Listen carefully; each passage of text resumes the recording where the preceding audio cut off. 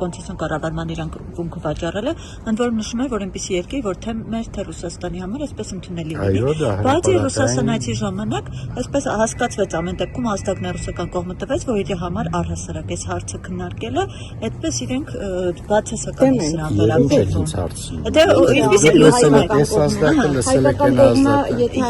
ռուսական կառավարումը Հայաստանի շահերից չի բխում, ինչ է անելու։ Ինչ է կանելու այս դեպքում։ Լուծումներ գտնեն։ Ինչպեսի նախնական ինչ-որ քննարկումներ, ինչ լուծում է դեպքում, պարոն Գրիգորյան։ Ես չեմ կարող հիմա ասել։ Պարոն Գրիգորյան, ռուսական կողմից հենց հնարավոր չի դիսկրետ sense պահիտակ ասել, այսպես լուծում կարելի է տալ, դա լուրջ չի լինի։ Ռուսական կողմից տարակուսած են, ասում են, եթե պետք է ամբողջական կոնցեսիայի հարցը բարձրացվեր, այդ դեպքում Հայաստանը ինչու էր առաջարկում այդ երկու հատվածների կառավարումը, փոխվարչապետ Օվերչուկը ձեր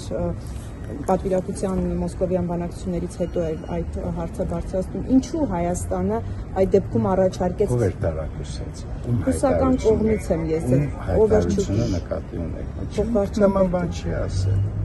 Եթե ամբողջական կառավարման իրավունքի հարց պետք է բարձրացվեր, ինչու էր Հայաստանը այդ դեպքում առաջարկում կառուցել այն երկու հատվածները։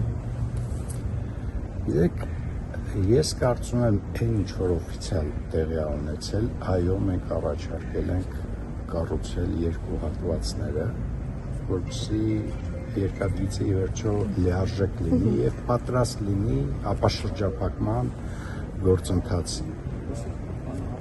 Դա շատ կոնկրետ ֆորմալ գործընթաց է եւ այո, նման առաջարկ եղել է։ Մնացած հարցերը ուղղակի քննարկում, որևէ կոնկրետություն չկա այս բանում։ Առհասարակ Մոսկովյան այցից հետո, որովհետեւ ես անկեղծ ասեմ, ամեն դեպքում այդ լրանորոգումը պիտի արվի, ամեն դեպքում։ Մոսկովյան այցից հետո առհասարակ շատ կոշտ հայտարարություններ, պարոն Գրիգորյան, հնչեցին։ Պատրաստակամության վերաբերյալ, այո, հայտարարություն եղել է։ Ռուսական դառնել, բայց ուզում են Ռուսական կողմից կոշտ հայտարարություններ հնչեցին Մոսկովյան այցից հետո տնտեսական Օվերչուկի հետ կապված։ Ես մոտեցա։